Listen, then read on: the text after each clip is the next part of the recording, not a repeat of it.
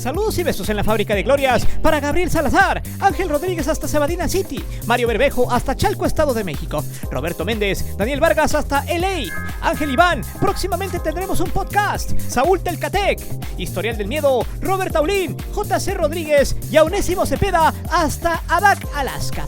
A todos ustedes y a toda la comunidad expulsada, ahí les va una buena cirugía de anís para que se vean chulos como Héctor Miguel. Una vez más, el Tri matemáticamente está en el Mundial.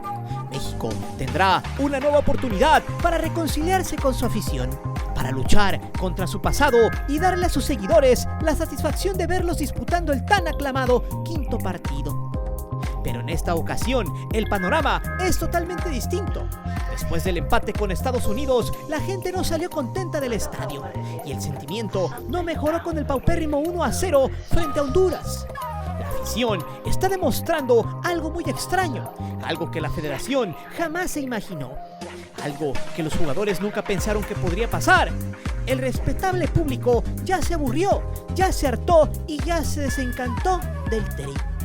Hace muchos años hubo selecciones que le ponían más ganas, que se la rifaban más y que eran menos divas. Con esas generaciones, México tuvo su boleto al Mundial con muchas dificultades, pero aún sacando el pase al último momento, aún salvando el pellejo de forma milagrosa, la gente lo festejaba. La afición abandonaba el Azteca cantando "Nos vamos al Mundial, nos vamos al Mundial". Porque el hecho de regresar a una Copa del Mundo solía generar una sensación festiva en la afición. Sin embargo, en las redes sociales, en las conversaciones con los amigos y familiares, existe una percepción distinta. Por primera vez, se puede decir que la afición ya está hasta el gorro del Tri, que ya no les cree, que muchos han dejado de verlos, de interesarse por sus partidos, y los que aún les siguen consumiendo se aburren con su fútbol, porque el combinado nacional ya no engaña a nadie. Lo anterior es una respuesta lógica y natural. Por más que la prensa palera quiera vender que el Tri está recuperando su nivel y que festejan su llegada a Qatar, la realidad es que la selección no tiene un sistema de juego.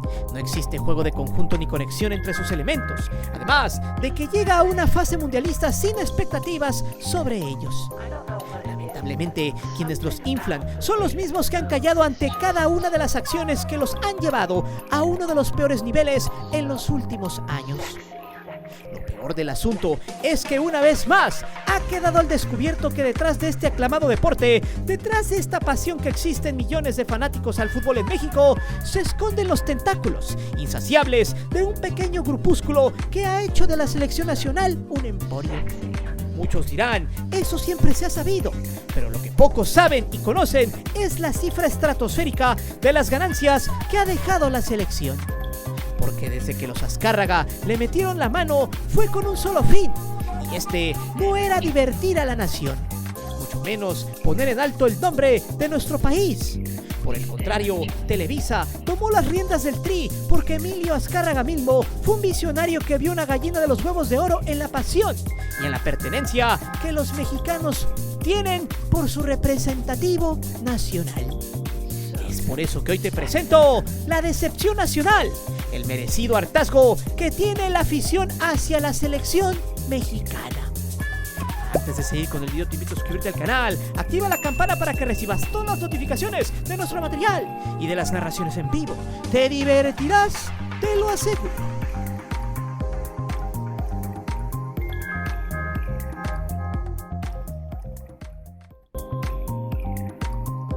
Independientemente del mediocre nivel exhibido, del resultado obtenido y de los pormenores del partido, los medios electrónicos soltaron sus notas al terminar el juego contra Honduras. Los medios como La Jornada, El Universal o El País fueron el lugar donde muchos seguidores descargaron su sentir y reflejaron su malestar. Además, en los portales de la prensa deportiva, donde suelen darse buenos debates, en esta ocasión hubo un alto porcentaje de aficionados que están inconformes y que han repudiado la actuación del Tri. Pero las opiniones más fuertes, más críticas y donde la gente dejó ver su inconformidad fue en las redes oficiales de la selección nacional. En este punto habrá quien proponga que este tipo de páginas, la opinión puede estar manipulada por bots.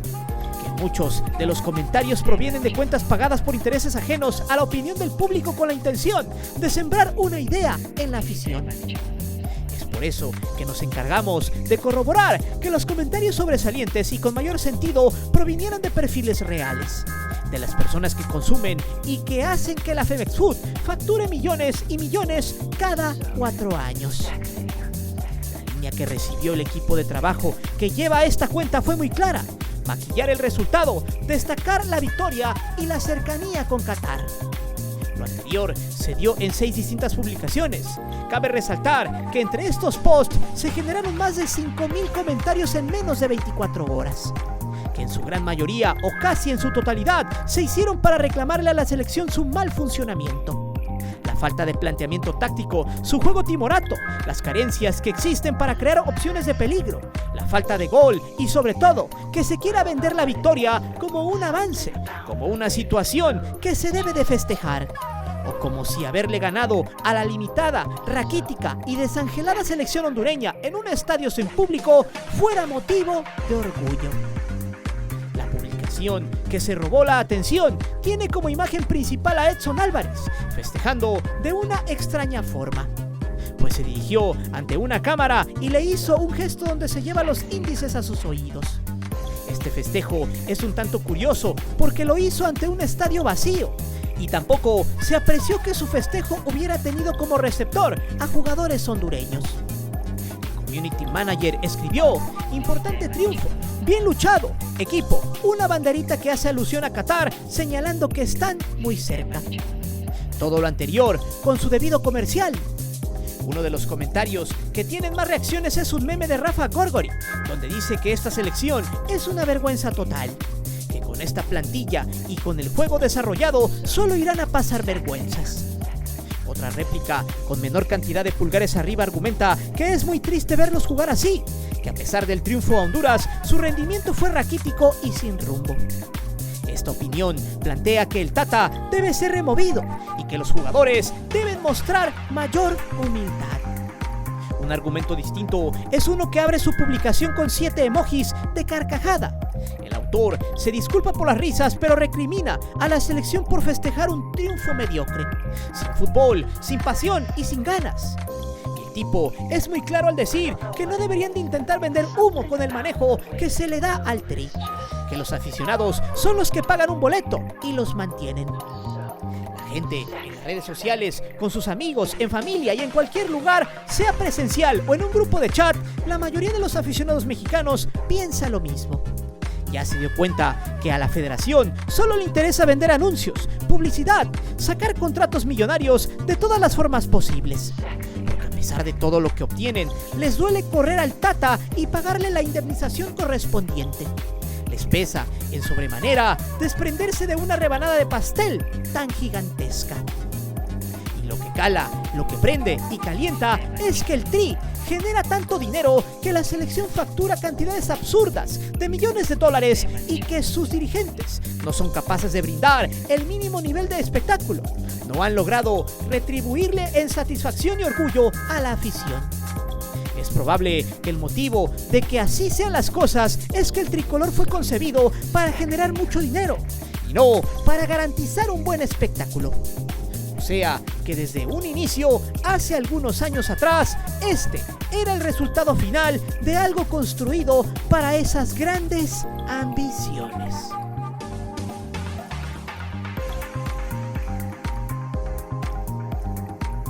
Hace mucho tiempo, el fútbol era un deporte que no tenía una derrama económica importante.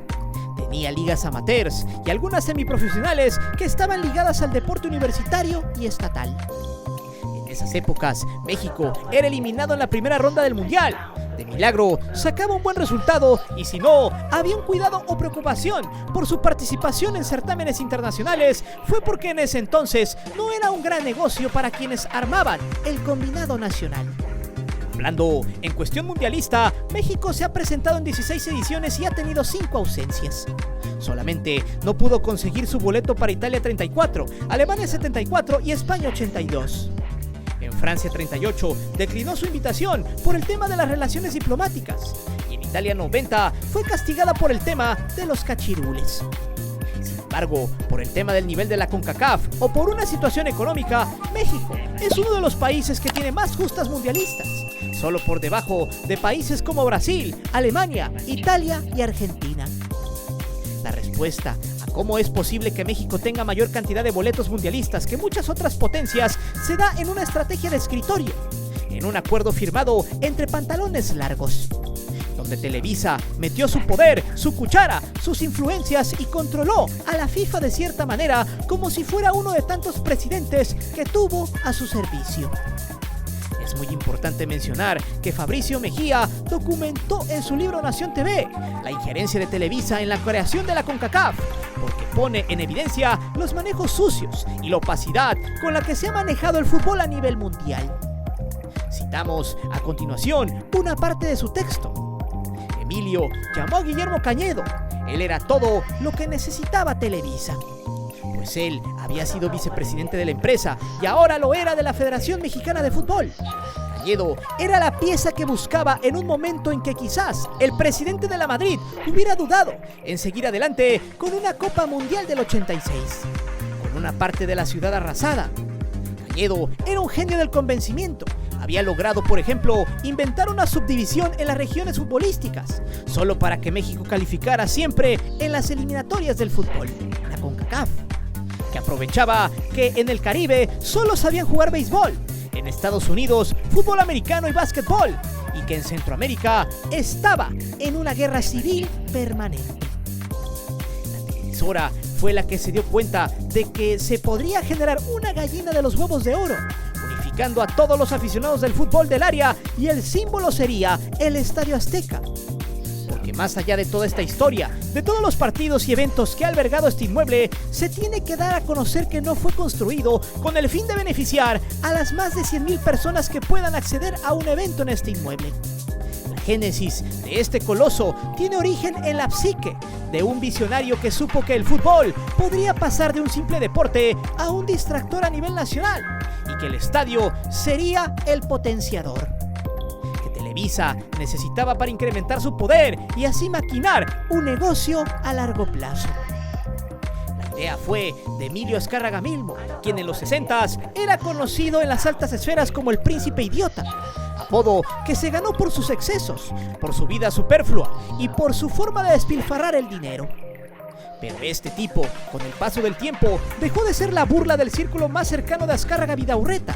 Se convirtió en el tigre, y uno de sus primeros zarpazos fue la materialización del Coloso de Santa Úrsula y la creación del fútbol como un motor de dinero donde se pueden vender miles y miles de cervezas y botanas, mientras que la transmisión del partido puede dejar una derrama impresionante en patrocinios. Sin embargo, el tema primordial no es el Estadio Azteca como tal, sino la forma en la que el Tri fue concebido como una empresa, y donde lo último que importa son sus resultados deportivos. Para la Femex Food, el éxito no está en una estadística o en la vitrina, sino en sus arcas. La razón primigenia del combinado nacional es el efecto que ha tenido en el imaginario de los mexicanos. Por eso es pertinente citar el libro del tigre Emilio Azcárraga y su imperio Televisa, ya que en un capítulo titulado El triunfo azteca se plantea lo siguiente: como el fútbol, un deporte considerado por muchos ingleses como apropiado solo para las masas, lograba aprender y unificar al país entero conforme avanzaba el equipo nacional. Así podía suceder en México, pensaba Azcárraga. Una Copa Mundial en México construiría una fuente de orgullo nacional, un motor para el prestigio internacional del país, un gran impulso para la televisión y, por supuesto, la reivindicación de su fe en el Estadio Azteca. El tigre acertaría en los 4 puntos. Porque con todo y que en los últimos años el fútbol mexicano ha sido una basura que traen a técnicos con cartel y prestigio sin que alguno de ellos logre un resultado decoroso. Porque con todo y que el Tri es un potente somnífero que te deja noqueado en el sofá, a pesar de todo lo anterior, la federación incrementa exponencialmente sus ganancias con cada mundial y cada 4 años aumenta sus ingresos. Un fenómeno que nadie explica, pero que tiene su raíz en el oportunismo.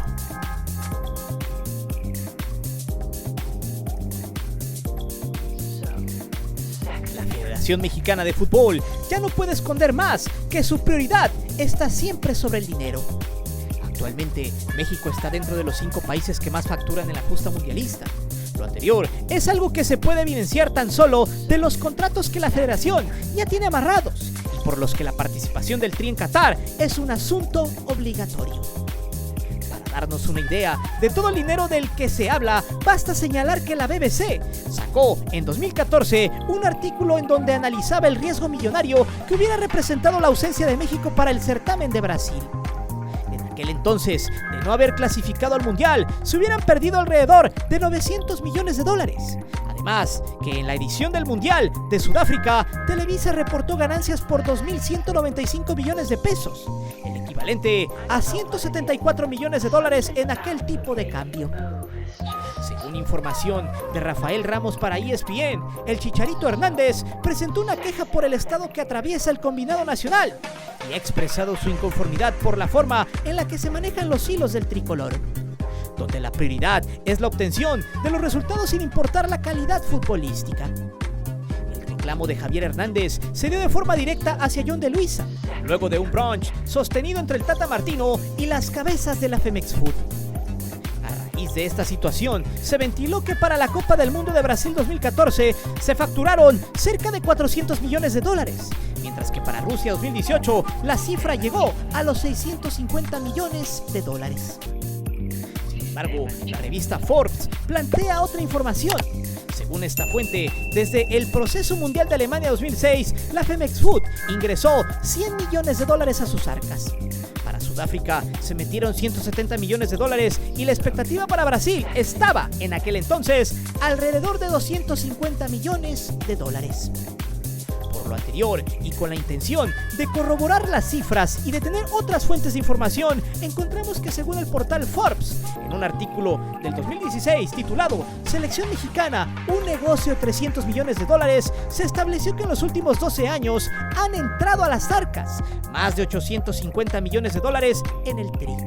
Asimismo, en un artículo de la revista Proceso se resalta que los patrocinadores de la Federación Mexicana de Fútbol invierten en función del rango o categoría, que van de 4 a 8 millones de dólares, de 10 a 15 millones de dólares y de 20 a 30 millones de verdes por cada ciclo mundialista. Esta información se corrobora con el planteado por Forbes, pues en enero del 2014 reveló lo siguiente. Los principales anunciantes catalogados como Masters o Premium son Adidas, Banamex, Procter & Gamble, Movistar y Coca-Cola. Todos ellos pagan entre 20 y 40 millones de dólares por 4 años de contrato, de acuerdo a la consultora británica Sport Business. Tan solo basta señalar que el Mundial de Qatar aún no se lleva a cabo y que Adidas ya desembolsó 260 millones de dólares para ser la marca que vista al conjunto azteca hasta el 2026. Cabe mencionar que las camisetas de México son las más vendidas por esta marca. Pero ojo, porque el dinero no solo llega a tierras aztecas. Los mexicanos también han dejado una derrama importante de dinero en distintos mundiales. El periódico El Economista ha señalado que 20,000 compatriotas se dieron cita en Alemania, 15,000 en Sudáfrica. Asimismo, el portal Medio Tiempo informó que alrededor de 33,000 mexicanos se dieron cita en Brasil para la edición del 2014 y que en Rusia se rompió un récord de asistencia mexicana a un mundial, ya que Milenio reportó 45,000, mientras que Azteca Deportes había señalado que solo fueron 44,000. Según el portal de Telemundo Deportes, en promedio, la afición mexicana que asiste a los mundiales deja una derrama económica de $1,191,170. De acuerdo a las autoridades consulares, incluso en Rusia 2018, México fue el segundo país que más gastó, solo seguido de los anfitriones y ganando por mucho la inversión de los seguidores de Argentina, que fue apenas de $501,318. De esta forma, se comprueba que tanto México se beneficia de la FIFA y viceversa. Es en este punto donde se entienden las ayudas que recibe la selección, porque si el Tri se llegara a quedar a la orilla de una Copa Mundial, las pérdidas económicas serían catastróficas. Ojo con lo de las ayudas, porque hace días se supo que la FIFA ya no castigará al Tri por el grito supuestamente homofóbico, bajo el argumento que estos habían hecho todo lo posible por erradicarlo. Por Todo lo anterior debe quedar claro que a la Federación Mexicana de Fútbol le importa un pepino si su equipo no juega bien al fútbol. Que sabe que al final de cuentas la gente ya no se compra esa falsa idea de la identidad y del arraigo que se tenía hace algunos ayeres por el representativo nacional. Lo que no se comprende es la forma en la que un producto obsoleto, caduco, aburrido y sin chiste sigue facturando como lo hace la selección nacional.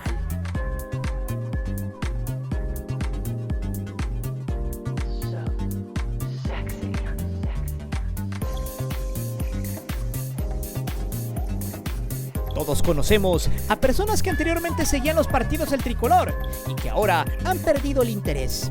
Personas con las que anteriormente se comentaba el resultado y los pormenores del encuentro. Sin embargo, cada vez existen más personas que ya no la consumen o simplemente que los miran a ratos sin ponerle tanta atención. Lo anterior es algo que se puede justificar por muchos motivos, que van desde los pretextos que ponen los jugadores que militan en Europa y se quejan de la altura de la Ciudad de México, del pasto del Azteca o que ponen cualquier pretexto para esconder la realidad. Otro factor es que este equipo está compuesto por jugadores que representan intereses de la televisora, de los patrocinadores y de muchos intereses económicos externos. Por eso, gente joven como Eric Lira, Acevedo o Alan Mozo no son tomados en cuenta. Es absurdo que México pueda generar juego de conjunto en estas condiciones. Por esto, no hay química entre sus jugadores, no hay comunicación entre sus líneas y vale la pena destacar que ninguno de los futbolistas que juega en una liga europea rinde la mitad de lo que ofrece del otro lado del continente. Lo anterior se combina con un hueco gigante en la dirección técnica. Es evidente que Martino no puede y no quiere más, no se siente a gusto en su cargo actual. No tiene las competencias necesarias para que este conjunto camine. Se nota a leguas el desinterés que tiene por el proyecto, que desconoce el fútbol local, que le ha delegado el equipo a sus capitanes y que su trabajo no da evidencias de progreso y que por donde se le mire no es posible encontrarle identidad a su propuesta. Tata se ha convertido en un usurero, en un tipo que defiende a capa y espada su contrato, que no renunciará y que no soltará el hueso porque es un tipo cínico y descarado, pero hasta cierto punto tiene razón. Eso ya lo explicaremos pronto en otro video. Por lo que los capitanes respecta, es lamentable ver que tipos como Héctor Herrera se están convirtiendo en un lastre para el medio campo. Su fútbol carece de dinamismo, es lento, impreciso y falto de explosividad. En el arco, Paco Memo tiene mucha responsabilidad en la posición en la tabla que tiene a México en este hexagonal. Cada vez le cuesta más trabajo el fútbol aéreo y tiene muchas carencias en el juego con los pies. Quizá el menos malo de los supuestos jefes del vestidor es Andrés Guardado, quien suele dejar todo lo que su cuerpo aún puede ofrecer. Pero siendo honestos, ya no está para iniciar un partido oficial de la selección. Ha perdido velocidad y dinamismo, y eso es normal. Es probable que en España siga funcionando, porque en el Betis es parte de un sistema en el que encaja a la perfección y donde el peso del equipo no recae tanto en sus pies. Y en lugar de que los capitanes se den la estafeta a las nuevas generaciones, siguen acumulando minutos que bien podrían ser aprovechados por futbolistas con menos nombre, con menos trayectoria, pero con mayor cantidad de gas en los pulmones, con hambre de triunfo y que le podrían dar mayores resultados a la selección. Todo lo anterior repercute en un juego feo, aburrido y sin llegada de la selección. La gente en sus partidos saca más bostezos que gritos de festejo. Los aficionados prefieren hacer cosas con su familia, salir con los amigos o ver una serie, porque la selección mexicana se ha vuelto un producto caduco y sin importancia para un buen sector de la afición. Es triste ver ahora cómo las cosas han cambiado. Hace algunos años el país se paralizaba cuando jugaba este equipo porque cuando menos se morían en la cancha. No obstante, ahora se ha convertido en un producto aburrido, obsoleto y al que le urge una sacudida si pretende hacer algo en el Mundial. A menos que lo más importante sea sacar la fase de grupos y traerse el estímulo que obtienen los equipos que llegan a octavos de final. No es mentira decir que con eso se ha conformado la afición palera durante muchos años siendo una regla de televisión. Lamentablemente, la afición piensa que cambiando a un entrenador se van a solucionar las cosas, pero no es así. Que quitando a 2 o 3 jugadores el equipo podrá caminar de nuevo. Sin embargo, su problema tiene daños estructurales, necesita una sacudida total. Los dueños de la pelota deben poner a alguien que sepa de fútbol y quitar de los controles a quienes saben priorizar sus negocios. Porque por eso el tricolor tiene aves de rapiña volando sobre el equipo. Los buitres se lamen los picos porque quieren la silla del Tata Martino. Sin embargo, es patético que todos se quieren subir a la selección por interés económico, por fama y no por amor al fútbol, y mucho menos por representar al país. Es por eso que yo te pregunto, ¿qué harías tú para cambiarle la cara a esta selección? Y sobre todo, con ese nivel, ¿para qué le alcanza a México en Qatar? Déjame saber tus respuestas aquí abajo. Recuerda que aquí leemos siempre los comentarios y no olvides de suscribirte al canal y de activar la campana de notificaciones. Mi nombre es Guillermo Antonio. Nos vemos hasta la próxima.